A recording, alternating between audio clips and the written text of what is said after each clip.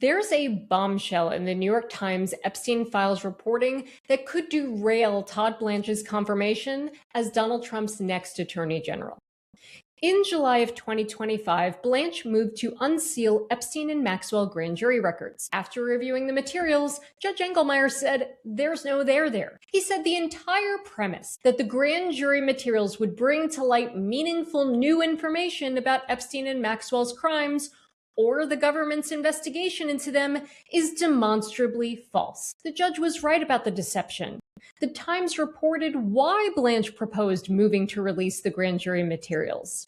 As they were almost certain to contain no significant new information, everyone agreed this option was a good idea, not only because a release was unlikely to damage the president. Judge Engelmeyer said Blanche's motion was aimed not at transparency, but at diversion.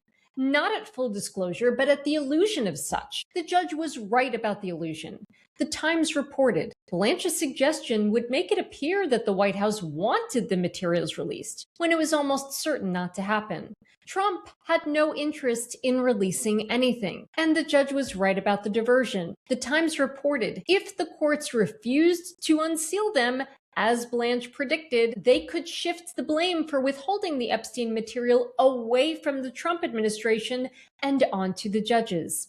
And all the better if the judges had been appointed by Democratic presidents.